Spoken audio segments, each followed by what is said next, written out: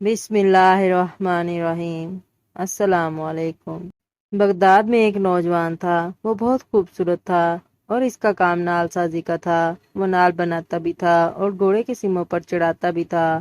نال بناتے وقت تپتی بٹی میں سرخ شعلوں کے اندر وہ نال رکھتا اور پھر آگ میں اسے کسی جمور یا کسی اوزار کے ساتھ نہیں پکڑتا تھا، بلکہ آگ میں ہاتھ ڈال کے اسے تپتے ہوئے شعلے جیسے نال کو نکال لیتا اور اپنی مرضی کے مطابق اسے شیپ دیتا۔ لوگ اسے دیکھ کر دیوانہ کہتے اور حیران بھی ہوتے تھے کہ اس پر آگ کا کوئی اثر نہیں ہوتا۔ وہاں موصل شہر کا ایک شخص آیا۔ جب اس نے ماجرا دیکھا تو اس نے تجسس سے اس نوجوان سے پوچھا کہ اسے گرم گرم لوہا پکڑنے سے کیوں کچھ نہیں ہوتا۔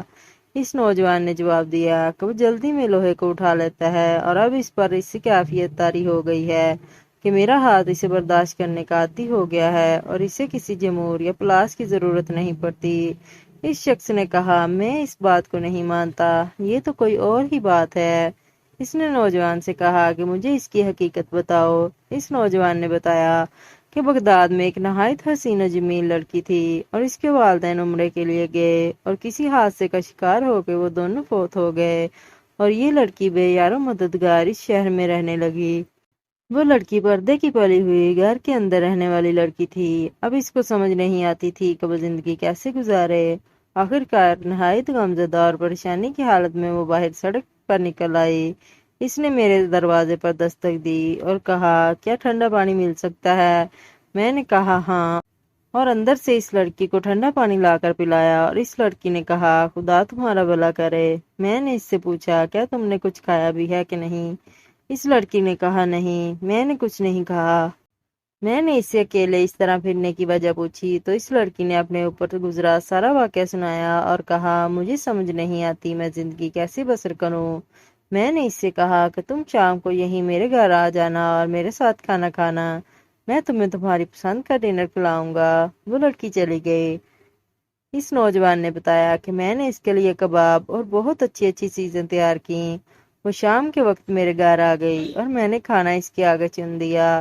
جب اس لڑکی نے کھانے کے لیے ہاتھ بڑھایا تو میں نے دروازے کی چٹکنی چڑھا دی اور میری نیت بدل گئی، کیونکہ وہ انتہا درجے کا ایک آسان موقع تھا جو میری دسترس میں تھا۔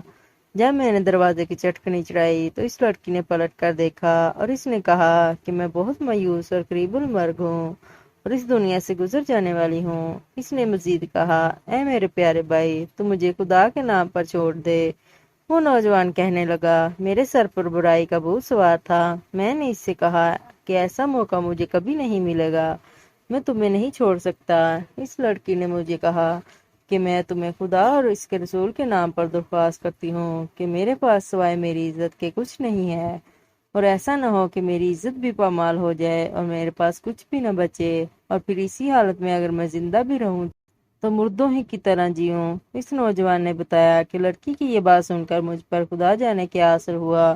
میں نے دروازے کی چٹکنی کھولی اور دست بستہ اس کے سامنے کھڑا ہو گیا اور کہا کہ مجھے معاف کر دینا، میرے اوپر ایک ایسی کیفیت گزری تھی جس میں نبرد آزما نہیں ہو سکا تھا، لیکن اب وہ کیفیت دور ہو گئی ہے۔ تم شوق سے کھانا کھاؤ اور اب سے تم میری بہن ہو۔ یہ سن کر اس لڑکی نے کہا، اے اللہ، میرے اس بھائی پر دوزخ کی آگ حرام کر دے۔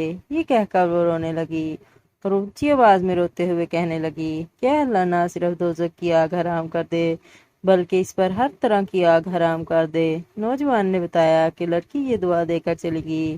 ایک دن میرے پاس زنبور نہیں تھا اور میں دونکنی چلا کر نال گرم کر رہا تھا۔ میں نے زنبور پکڑنے کے لیے ہاتھ بڑھایا تو وہ دہکتے کوئلوں میں چلا گیا، لیکن میرے ہاتھ پر آگ کا کوئی اثر نہ ہوا۔ میں حیران ہوا اور پھر مجھے اس لڑکی کی وہ دعا یاد آئی، اور تب سے لے کر اب تک میں اس دہکتی ہوئی آگ کو آگ نہیں سمجھتا ہوں، بلکہ اس میں جو چاہے بغیر کسی ڈر کے نکال لیتا ہوں۔ سبحان اللہ۔